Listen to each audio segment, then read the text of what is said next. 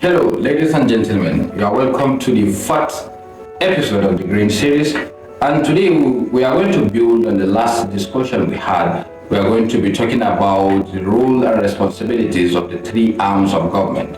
If you can recall, in our previous episode, we discussed the role and responsibilities of the government and the structure of the government itself. Now, in the three arms of government, we have the legislature, the executive, and the judiciary. The executive is often felt to be the most powerful or the most influential arm of government. Its role and responsibilities directly affect the citizenry. The citizens feel these roles and responsibilities. And they are also the most popular arm of government because everybody knows who the president is. Now, almost everybody knows who a state governor is, and almost everybody knows of a local government chairman. But sometimes you will hardly find people knowing who is a chief judge of the federation or even the senate president. I will start with the executive, which is known as the body which carries out the general governance of the entire nation. The executive at the state and the federal level are both entitled to two terms in office. They are both elected. A state governor must have to go through election. The president must have to go through election, and they have a maximum of 2 terms, which in Nigeria is 8 years, as we all know.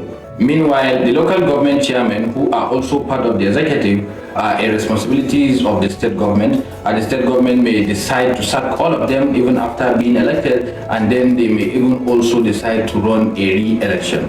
The president being the number one citizen of the country, and which makes him the number one citizen of the country, the most powerful citizen of the country, shows us that the executive has some much more powers, much more responsibilities, shows us that the executive stands at top of the three arms of government. It is also quite the most influential arm of the government, for it drafts the bills, it drafts the budget, it sign laws, and so on and so forth. But all this cannot be done without the help of the legislature.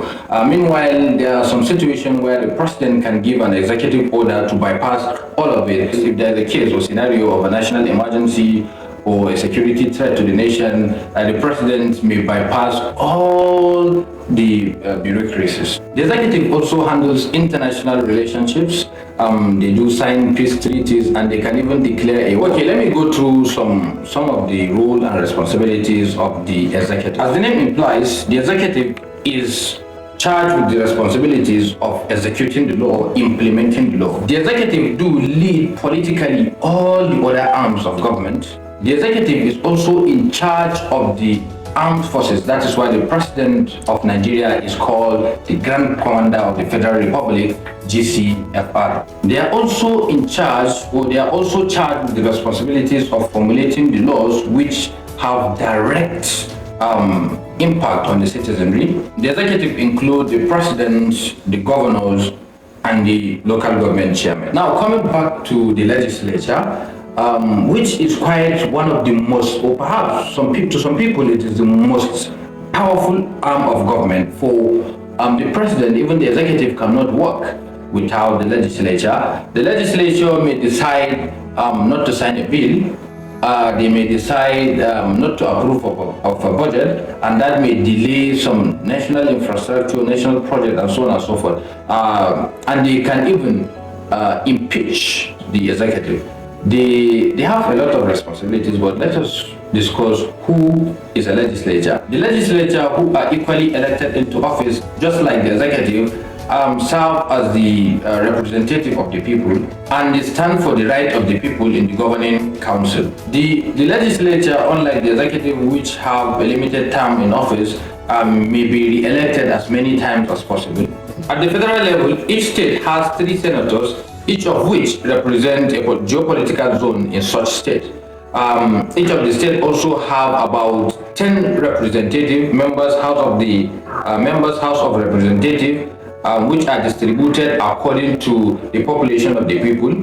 At the state level, each local government has a member representing it in the House of Assembly. Some local government may have more than one member of the House of Assembly. That is only due to the population. And then at the local government level, each ward has a representative, which is called a councillor. Now, the senator, the member House of Assembly, the member House of Representative, the councillor are all part of the legislative arm of the government. The senators are called the red chambers, and the House of Assembly, House of Representative are called the green chamber. The red chamber has a leader who is called the Senate President, who is elected by the members of the Senate. Meanwhile, the green chamber has a leader called the Right Honorable Speaker, who is also elected by the members of that said chamber. Now, let me highlight some of the responsibilities of the legislative arm of government. Now, the legislature are charged with the responsibilities of making the law. Whatever law you see in Nigeria, most of the laws comes from the legislature. They supervise the executive and have the power to even impeach them if they are not doing what is required. They are also representative of their constituency, which makes them to be the voice of the people. They also approve of budgets, appointments of ministers, appointment of whatsoever, and then other duties of the executive cannot be done without the approval of the legislature. Overall, they oversee all the body. They oversee all the three arms of government.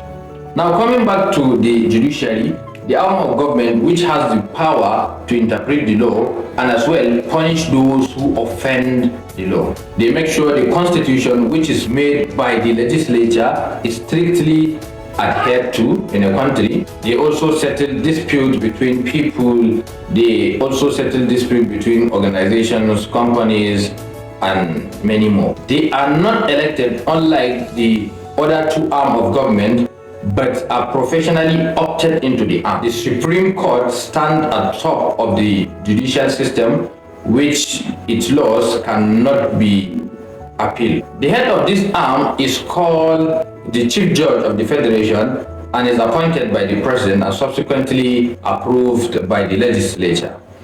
Now, thank you very much for listening to this.